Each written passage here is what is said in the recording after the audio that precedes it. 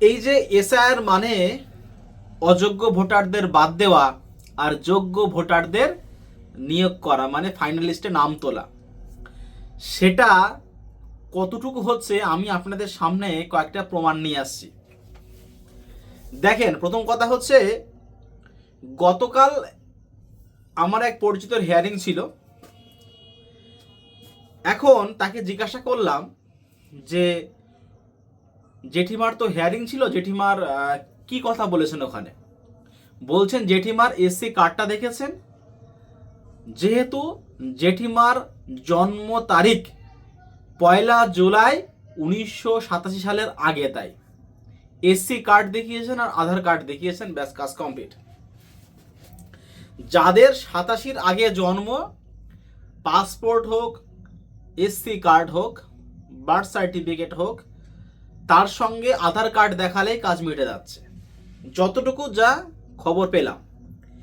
এইবারে আমি এক এক করে বলবো, মানে 1 জুলাই 1987-র আগের কেসগুলোও বলবো, এবং সেখান থেকে যে 2004-এর ভিতরে যে সমস্ত বয়সগুলো আছে সেই সমস্তগুলো আমি বলবো, তারপরেগুলো বলবো এক করে ব্যাপারটা কিভাবে কি হচ্ছে।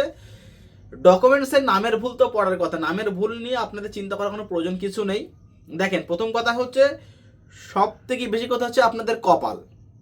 একদম সোজা কথা বলছি, কপাল মানে কি হচ্ছে, আপনার টেবিলে যিনারা করবেন, মানে ভেরিফিকেশন করবেন, হিয়ারিং করবেন, তিনাদের উপরে ডিপেন্ড করবে সব থেকে বেশি। তার কারণটা হচ্ছে, দেখবেন টোটাল যত বিএলও থেকে শুরু করে এইআরও থেকে শুরু করে যারা আছেন, প্রপার ট্রেনিং কিন্তু কেউ পায়নি, প্রপার ট্রেনিং। আপনারা শুনে দেখবেন, প্রপার ট্রেনিং কেউ পায়নি।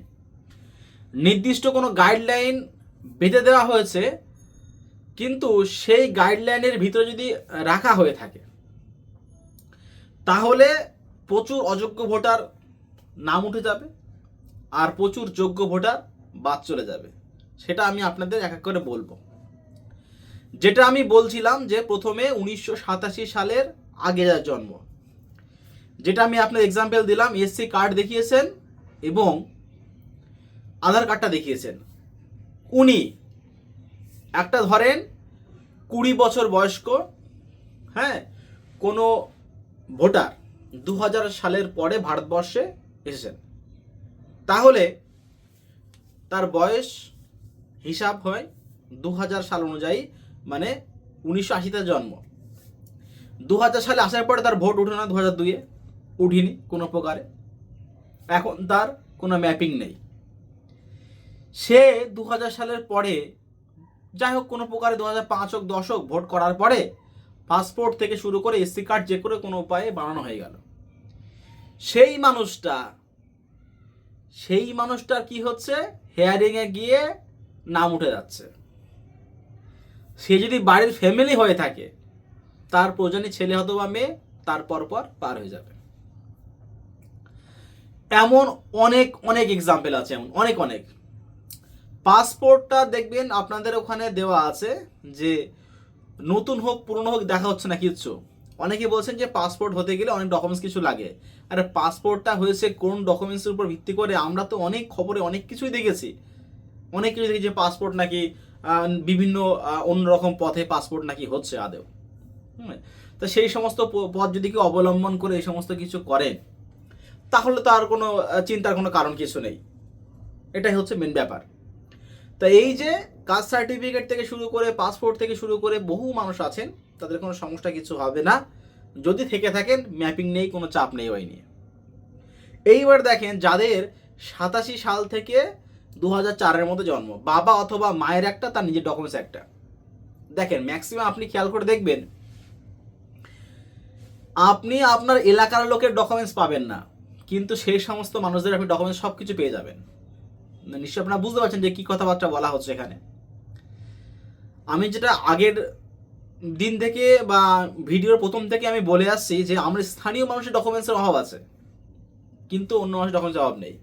ডকুমেন্টস সব কিছু মানুষের কথা বলে। ওই যে একটা কথা আমি বলেছিলাম যে পরীক্ষায় কি করে পাশ করা হলো সেটা দেখার দরকার নেই, মার্কশিটে নাম্বারটা কত পার্সেন্ট এসেছে সেটাই মনে হচ্ছে দেখা এখন হচ্ছে এইভাবেই, সেটা এখানেও চলা হচ্ছে।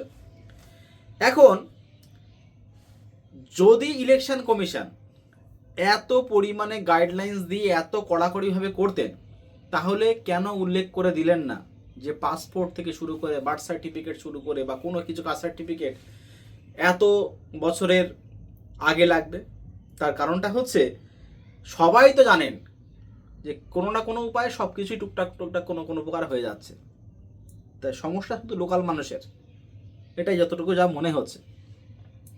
এইবারে বাবা মায়ের যা ডকুমেন্টস যে সমস্তগুলো হচ্ছে, মানে অ্যাকচুয়ালি ব্যাপারটা হচ্ছে আমারও আজকে হিয়ারিংয়ের যে নোটিশ, আমার গতকাল কেস ছিল, আমি হিয়ারিংয়ের নোটিশ বিলি করেছিলাম আজকে। টোটাল 140 আমার হিয়ারিংয়ের নোটিশ এসছে, তার মধ্যে টোটাল আমি 80 মতো হিয়ারিং নোটিশ আজকে বিলি করেছি সারাদিনের মধ্যে। কারণ বাড়ি বাড়ি যেতে হচ্ছে তো, আবার সই, বিশেষ করে আমাদের লেট না হলেও সব নাম লেখা ছিল আমার, ওই সই করতে সমস্যা হচ্ছে, কারণ সবাই তো আর ঠিকঠাক করে সই করতে পারেন না।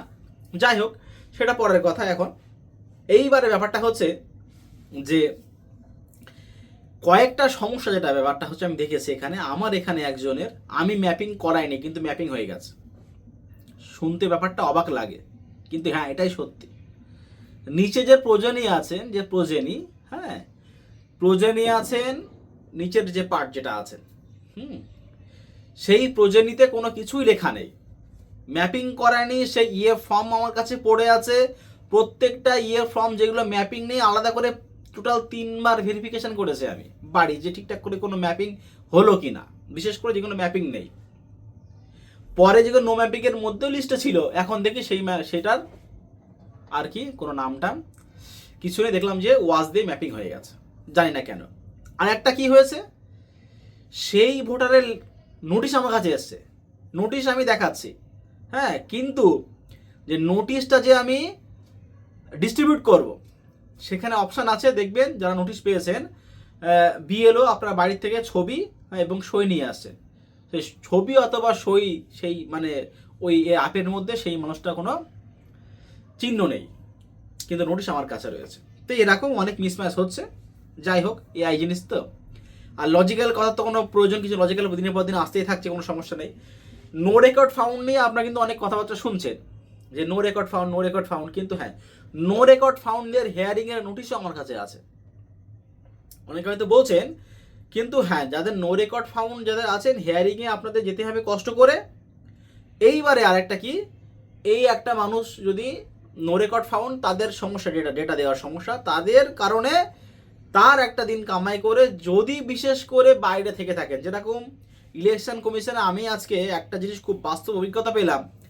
প্যারালাইসিস মুমূর্ষ ব্যক্তি, আমি ফোন করে বললাম যে স্যার এরকম এই ব্যাপার, একটা যেহেতু রিকোয়েস্ট আমরা করতেই পারি, যে স্যার এরকম একটা ব্যক্তি নোটিশ তো এসছে প্যারালাইসিস, কিন্তু কি উপায়, কিচ্ছু করার নেই, ভ্যানে করে হলেও উনাকে আনতে হবে, কিচ্ছু করার নেই। যারা বিদেশে আছে, বাড়ির বাইরে, সে আমাদের পশ্চিমবঙ্গের বাইরে হোক বা আমাদের ইন্ডিয়ার বাইরে, মানে আউট অফ কান্ট্রি, হ্যাঁ যারা আছেন, তাদেরও সশরীরে এখানে হাজির হতে হবে, না হলে অ্যাবসেন্ট বলে গণ্য করা হবে। যতটুকু যা খবর আমি পেলাম, আর আমি নিজের চোখে, আমি নিজে ফোন করেছিলাম, স্যারের সঙ্গে কথাবার্তা বলেছি এই নিয়ে, কারণ আমার এখানে প্রচুর ভোটার আছেন, নোটিশ এসছেন হিয়ারিংয়ের, একদম পুরোপুরি ম্যাপিং নিয়ে যা নিজেরা স্বীকার করছেন, সেই সমস্ত মানুষ বাড়ির বাইরে, মানে পাসপোর্ট তাদের আছেন, পাসপোর্ট দেখে তারা বেঁচে যাবেন। এই যে 2004 সাল থেকে 27 সালের মধ্যে বাবা মার ডকুমেন্টস লাগবে অথবা নিজের ডকুমেন্টস লাগবে, দুটো, মানে বাবা মা এবং নিজের ডকুমেন্টস লাগবে, মানে বাবা অথবা মা নিয়ে, এবং 2004-এর পরে যে জন্ম তাদের বাবা মা এবং নিজের, এই হচ্ছে ব্যাপার। আধার কার্ড তো সবার কাছে আছেন, আপনাদের আছে, এখন আপনাদের খুঁজতে হবে কি, ওই বার্থ সার্টিফিকেট অথবা পাসপোর্ট, হ্যাঁ এই সমস্তগুলো, অথবা কাস্ট সার্টিফিকেট, এগুলো আপনাদের খুঁজতে হবে বাবা অথবা মায়ের, হ্যাঁ যাদের 87 থেকে 2004-এর মধ্যে জন্ম। নামের যে টুকটাক হালকা পাতলা বললো তো কোনো সমস্যা কিছু হচ্ছে, যতটুকু যা শুনছি ওটাই হচ্ছে আপনার হিয়ারিংয়ে যারা থাকবেন তাদের উপর কিন্তু আপনার হিয়ারিংটা অনেকটা ডিপেন্ড করবে, যতটুকু যা শোনা যাচ্ছে।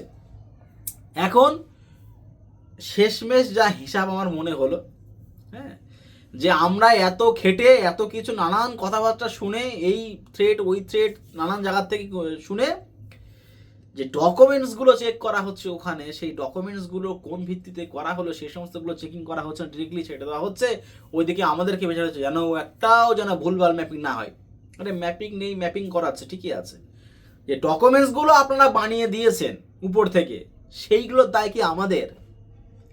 আপনারা সেই ডকুমেন্টস বানিয়েছেন, সেই ডকুমেন্টস আমরা চেক করছি, সেটা আপনারা চেক করছেন, আপনারা ছাড়ছেন, তাতে আমাদের কি কেস? তো আমাদের কোনো কিছু নেই। তো যাই হোক, এই হচ্ছে আপনাদের হেয়ারিং নিয়ে চিন্তা করার কোনো কারণ কিছু নেই। পাসপোর্ট হোক, জমির দলিল হোক, জমির দলিল বারংবার বলছি, জমির দলিল আমাকে অনেকেই কোশ্চেন করেছেন যে 87 সালের কিন্তু আগে জমির দলিল লাগবে। এটা কিন্তু আপনাদের একদম পুরোপুরি মাথায় রেখে দিতে হবে যে 87 সালের আগে কিন্তু আপনাদের জমির দলিল লাগবে। তো আজকে ভিডিও এই পর্যন্তই। পরবর্তী ভিডিও আপডেট চ্যানেলকে সাবস্ক্রাইব করে ভাই ক্লিক করুন। ধন্যবাদ।